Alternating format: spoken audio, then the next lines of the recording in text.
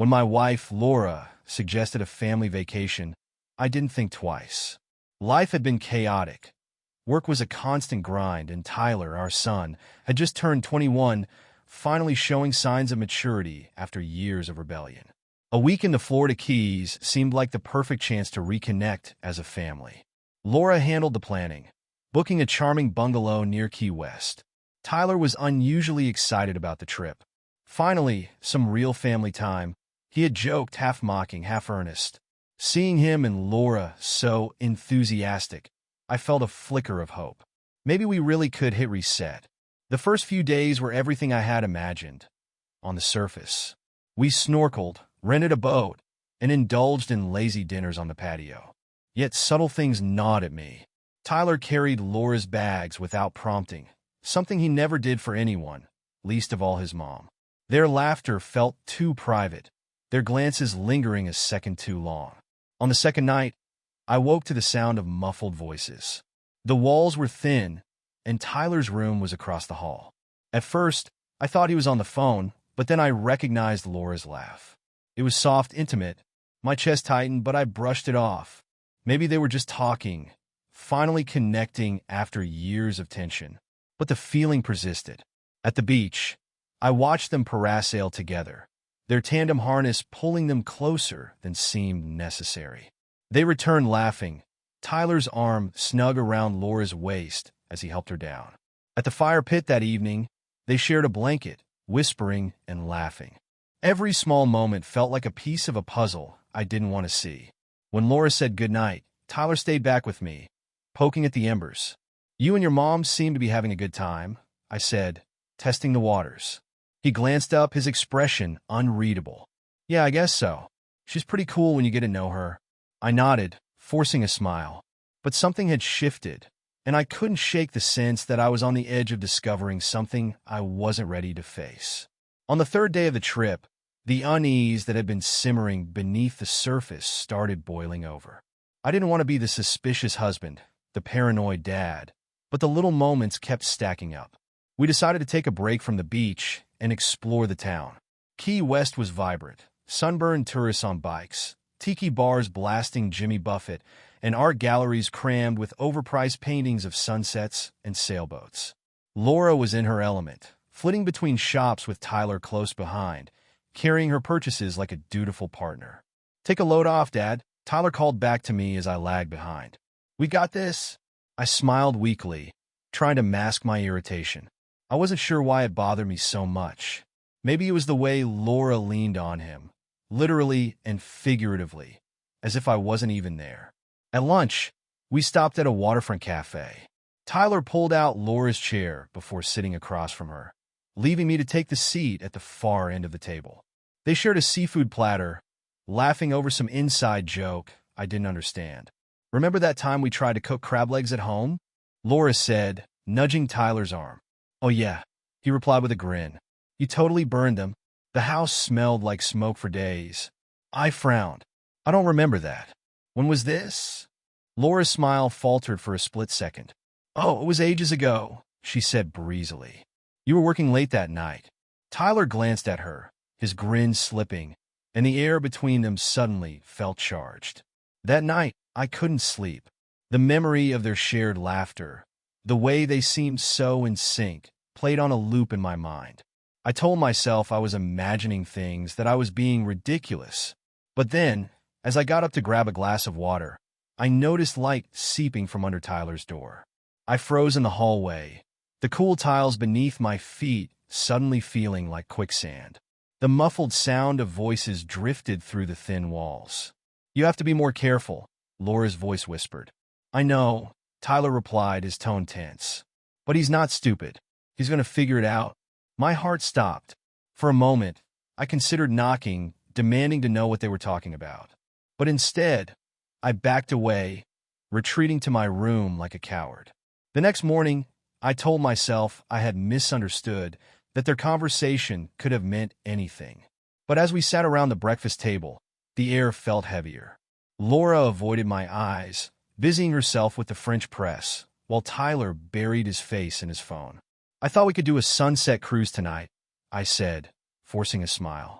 "Sounds great," Laura said quickly, her tone overly bright. Tyler nodded, but there was something in his expression that made me uneasy. That afternoon, I decided to test the waters. While Laura went for a swim, I approached Tyler, who was lounging on the patio with his feet propped up on the railing. "Hey," I said, sitting down across from him. "Hey, Dad," he replied, not looking up. I hesitated, unsure how to approach the subject. "You and your mom have been spending a lot of time together on this trip," I said finally. He shrugged. "Yeah, I guess. She's cool to hang out with." "I'm glad," I said carefully. "It's good to see you two getting along." He glanced up then, his eyes narrowing slightly. "Why wouldn't we?" "No reason," I said quickly. "Just, after everything?" He didn't respond, his gaze dropping back to his phone. That evening, as we boarded the Sunset Cruise, I felt like I was walking into a trap. The boat was packed with couples holding hands and sipping cocktails, and I couldn't shake the feeling that Laura and Tyler looked like just another pair of lovebirds. As the sun dipped below the horizon, casting the sky in shades of pink and gold, I tried to shake the unease. I took a deep breath, the salty breeze filling my lungs, and resolved to let it go. But then, as I turned to grab my drink from the bar, I caught them. Tyler's hand brushed against Laura's, lingering for a moment too long. She looked up at him, her cheeks flushed, her smile shy and almost flirty. I dropped my drink, the glass shattered against the deck, the sound cutting through the hum of conversation. Everyone turned to look, including Laura and Tyler, who immediately stepped apart. "You okay, Dad?" Tyler asked, his voice steady, but his face was pale. "Yeah," I said, forcing a smile. "Just clumsy, I guess." But as I knelt to pick up the shards of glass, my hands shaking, I knew I couldn't ignore it any longer. By the fourth day, my suspicion had grown into a full-blown obsession. I couldn't stop replaying every interaction between Laura and Tyler, searching for meaning in their glances, their shared laughter, the way they seemed to exist in their own world. But nothing prepared me for what I was about to uncover. It started innocently enough. Laura wanted to spend the morning at the beach, and Tyler offered to join her. "You coming, Dad?" he asked. "I'll catch up later," I said, feigning disinterest. I wasn't ready to be around them. Instead, I stayed back at the bungalow, pacing the empty living room like a caged animal. Something snapped inside me. I had to know. Their rooms were side by side, separated by a narrow hallway. Tyler's door was slightly ajar, and the sight of his unmade bed and scattered clothes made me hesitate. This was my son's private space. Crossing that line felt wrong. But the knot in my stomach wouldn't let me walk away. I stepped inside, my heart pounding. The room smelled faintly of his cologne, a scent I hadn't noticed before. His phone charger lay tangled on the nightstand, next to a stack of paperbacks he hadn't touched. I opened the top drawer, expecting to find nothing but socks and t-shirts. Instead, I found a folded piece of paper tucked beneath a pair of sunglasses. I unfolded it, my hands trembling. It was a handwritten note. "Tyler, I can't stop thinking about you. Last night was dangerous, but I don't regret it. Be careful." He's suspicious. For a moment, the room spun. I read the note again, trying to convince myself it wasn't real. But the handwriting was unmistakably Laura's. I dropped the note as if it had burned me, stumbling back into the hallway. My mind raced, struggling to make sense of what I'd just seen. It had to be a misunderstanding. Maybe the note was old, meant for someone else. But deep down, I knew the truth. I heard laughter outside, the unmistakable sound of Laura and Tyler returning from the beach. Panicked, I shoved the note back into the drawer and retreated to the kitchen, my hands shaking as I poured myself a glass of water. When they walked in, their cheeks were flushed from the sun, their hair still damp from the ocean. Laura glanced at me, her smile faltering when she saw my face. "Everything okay?" she asked, her tone carefully neutral. "Fine," I said, forcing a tight smile. Tyler disappeared into his room without a word, and Laura lingered in the kitchen, watching me. "You sure you're okay?" she asked again, her eyes narrowing. "Just tired," I said, brushing past her. "I think I'll lie down for a bit." In the bedroom, I paced like a madman, my thoughts spiraling. The note was undeniable proof. But I needed more. I needed something that would force them to admit what they had done. That night, I pretended to be asleep when Laura slipped into bed beside me. She smelled like salt and sunscreen, her hair damp against the pillow. I felt sick. Around midnight, I heard her get up. The faint creak of the door sent adrenaline coursing through me. I waited a moment before slipping out of bed, careful not to make a sound. The hallway was dark, but a sliver of light seeped from under Tyler's door. I crept closer, my pulse pounding in my ears. "He's going to figure it out," Tyler's voice said, low and urgent. "I know," Laura replied. "But we'll handle it." "We should have been more careful," he said. There was a long pause, and then I heard the unmistakable sound of a kiss. Something inside me snapped. I shoved the door open, and the sight that greeted me confirmed my worst fears. Laura and Tyler stood frozen, inches apart, her hand on his chest. "What the hell is going on?" I demanded, my voice shaking with rage. Laura stepped back, her face pale. "It's not what it looks like," she stammered. "Don't lie to me," I shouted, my eyes darting between them. "How long has this been going on?" Tyler looked away, his jaw clenched. "Dad, don't you dare," I said, cutting him off. "Don't you dare try to explain this away." Laura reached for me, her voice breaking. "Please, let me explain." "Explain?" I laughed bitterly. "Explain how my wife and my son betrayed me in the worst possible way?" "Go ahead, Laura. I'm listening."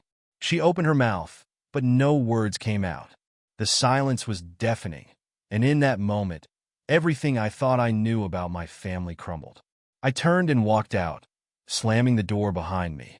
Outside, the night air was cool against my burning skin, but it did nothing to calm the storm inside me. I stood there for what felt like hours, staring at the dark ocean, trying to make sense of what had happened. But there was no sense to be made. I had lost everything. The night after the discovery was the longest of my life. I didn't go back into the bungalow. I sat by the shore, staring out at the waves and replaying everything in my head, every sign I had missed, every laugh I had ignored. It was like watching the pieces of a puzzle fall into place, each one sharper and more cutting than the last. By sunrise, I had made up my mind. I wasn't going to let them sweep this under the rug. When I walked back into the bungalow, the smell of freshly brewed coffee greeted me. Laura was at the kitchen counter, pouring a cup. Her hands were steady, but I could see the tension in her shoulders. Tyler wasn't around, and I was glad. I wasn't ready to face him yet. "We need to talk," I said, my voice flat. She turned, the mug trembling slightly in her hands. "Okay." I sat at the dining table, motioning for her to do the same. She hesitated, then joined me, her eyes darting to the hallway where Tyler's room was. "Don't look at him," I snapped. "This is between us right now." Her gaze snapped back to me, and for the first time, I saw fear in her eyes. "I found the note," I said, leaning forward. "I heard you last night." "I know." Laura's face drained of color. She opened her mouth to speak, but I held up a hand. "Don't you dare try to deny it. Don't insult me any more than you already have." She swallowed hard, tears welling up in her eyes. "I didn't mean for it to happen," she whispered. "Didn't mean for it to happen?" I repeated, my voice rising. "That's what you're going with? You've been sneaking around with my son, Laura." "My son?" "It wasn't like that," she said, her voice breaking. "It started, I don't know how it started. We were talking more, connecting. And then what?" I demanded. "You decided it was okay to betray me? To destroy this family?" Tears streamed down her face now, but I didn't care. I wanted answers, not apologies. "I was lonely," she said finally, her voice trembling. "You were always working, always distant. And Tyler, he was there. He understood me in a way you didn't anymore." I laughed bitterly. "So this is my fault? You're blaming me for your disgusting choices?" "I'm not blaming you," she said quickly. "I'm just trying to explain." "I don't want your explanations," I said, cutting her off. "I want the truth. How long has this been going on?" She hesitated, and in that moment, I knew whatever she said would only scratch the surface. 2 months, she said finally. 2 months, I repeated, leaning back in my chair. 2 months of sneaking around, lying to my face, pretending we were a family. It wasn't supposed to happen, she said, her voice barely a whisper. It got out of control. I shook my head, my mind racing. 2 months. How had I been so blind? At that moment, Tyler emerged from the hallway, his face pale and drawn. He must have heard the entire conversation. Dad, he said, his voice shaking.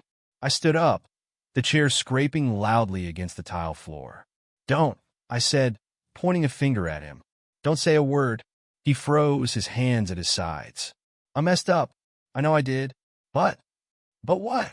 I snapped. But you thought it was okay to sleep with my wife? To betray me in the worst way possible? It wasn't like that, he said, his voice rising. You don't understand. You're damn right I don't understand. I shouted. I don't understand how my own son could do this to me. The room fell silent, the weight of my words hanging in the air. I'm sorry, Tyler said finally, his voice cracking. I didn't mean for it to happen. That's what she said, I said coldly, gesturing to Laura. Funny how neither of you meant for it to happen. But here we are. Laura sobbed quietly, her head in her hands. Tyler stood frozen, his eyes wide with guilt. I can't do this, I said, my voice trembling. I can't look at either of you right now. I grabbed my keys and walked out the door, slamming it behind me. I drove aimlessly for hours, my mind a storm of anger, betrayal, and disbelief. When I finally pulled over, I found myself at a small bar on the edge of town. The place was empty except for the bartender, who poured me a drink without asking. I sat there for what felt like an eternity, nursing my whiskey and trying to figure out what to do next. Could I forgive them? Could I even begin to move past this? The answer was a resounding no. When I returned to the bungalow that evening, the house was eerily silent. The lights were on, but neither Laura nor Tyler was in sight. For a brief moment, I wondered if they had packed up and left, deciding to flee from the mess they had created. Part of me hoped they had. I found Laura in the bedroom, sitting on the edge of the bed, her face pale and tear-streaked. A suitcase sat open on the floor, half-packed. She looked up when I entered, her eyes filled with something between guilt and desperation. I thought you might want me to leave, she said quietly. You're damn right I do, I said, slamming the door behind me. She flinched at my tone, but didn't argue. Instead, she picked at the hem of her shirt, her hands trembling. Where's Tyler? I asked, my voice sharp. He went for a walk, she said. He thought it would be better if he gave you some space. I laughed bitterly. How considerate of him. She looked down, her shoulders shaking as fresh tears spilled down her cheeks. For a moment, I almost felt sorry for her. But then I remembered the note, the whispers, the kiss I had seen with my own eyes. I need answers, Laura, I said, crossing my arms. I need to know how this happened, why it happened. She looked up at me, her expression raw and vulnerable. It wasn't about hurting you, she said. I never wanted to hurt you. Don't, I said, cutting her off. Don't make this about your intentions. You made a choice. Both of you did. Now tell me why. She hesitated, her hands twisting in her lap. It started after Tyler moved back home, she said finally. We spent more time together talking about things, about you, about me. I repeated, my voice rising. She nodded, tears streaming down her face. He was there for me in a way you weren't. He listened to me, supported me, and I let myself get carried away. Carried away, I said, incredulous. You make it sound like some fleeting crush. But this wasn't a crush, Laura. This was betrayal. You crossed a line that can't be uncrossed. She sobbed openly now, her hands covering her face. I know I messed up, she choked out. I know I hurt you, but I never stopped loving you. I stared at her, my anger warring with a deep, aching sadness. If this is love, I said quietly, I don't want any part of it. I left the room before she could respond, my chest tight and my mind racing. Tyler hadn't returned yet, and the silence of the house was deafening. I poured myself a drink and sat on the patio, staring out at the dark ocean. When Tyler finally came back, I heard the screen door creak open behind me. He stood there for a moment, hesitant, before stepping out onto the patio. Can I sit? He asked.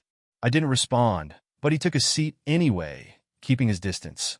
I'm sorry, Dad, he said after a long silence. I don't even know how to explain what happened. Try, I said, my voice cold. He exhaled shakily, running a hand through his hair. It wasn't like we planned it, he said. It just happened. We got close, and I don't know, one thing led to another. I clenched my jaw, my hands gripping the arms of the chair. Do you have any idea what you've done? I said, my voice low and dangerous. You've destroyed this family, Tyler. You've destroyed my trust, my marriage. How do you even begin to justify that? I'm not trying to justify it, he said, his voice breaking. I know I messed up. I know I hurt you. But I didn't mean to. To what? Fall in love with my wife, I said, cutting him off. He flinched, looking away. It wasn't like that, he said quietly. Then what was it like? I demanded. Because from where I'm standing, it looks a hell of a lot like you betrayed me in the worst way possible. Tyler didn't respond, his head bowed in shame. You were supposed to be my son, I said, my voice trembling with anger. You were supposed to have my back. And instead, you went behind it. I know, he said, his voice barely audible. And I'll never forgive myself for it. Good, I said harshly. Because I sure as hell won't. That night, I made a decision. This family, the life I had built, was over. I couldn't stay in the same house as them. Couldn't pretend that things could ever go back to the way they were. The next morning, I packed my bags and left the bungalow. Laura didn't try to stop me, and Tyler couldn't even look at me. As I drove away, the weight of their betrayal pressed down on me, suffocating and inescapable. The drive home was a blur, the road stretching endlessly before me as my thoughts spiraled into an abyss. I'd left them back at the bungalow, my wife and my son. Two people who had meant everything to me, now reduced to the villains of my life's most grotesque tragedy. When I reached the house, the silence was deafening. The place felt alien, like a museum exhibit of a life I no longer recognized. Everywhere I looked, there were reminders of the family I thought I had. A framed photo of the three of us at Tyler's high school graduation, the coffee mug Laura had bought me for Father's Day, even Tyler's old sneakers by the door. I couldn't stay there, not with ghosts haunting every corner. I grabbed a duffel bag, throwing in clothes and toiletries without care. My mind was set. I'd go to a hotel, figure out the logistics later. Divorce lawyers, therapy, a new place to live, anything to escape the wreckage. As I zipped up the bag, my phone buzzed on the nightstand. Laura. I stared at the screen, her name glowing like a wound I couldn't cauterize. The calls and texts had been relentless since I left the bungalow. Apologies, pleas for forgiveness, promises to explain further. I let it ring until it stopped, then turned the phone off. For weeks, I lived out of a cheap motel on the outskirts of town. The kind of place with flickering neon signs and water-stained ceilings. It suited my mood. I couldn't bring myself to tell anyone the truth. Not my co-workers, not my friends. How do you explain something like this? How do you look someone in the eye and say, my wife cheated on me with my son? I tried to bury myself in work, taking on extra projects to fill the hours.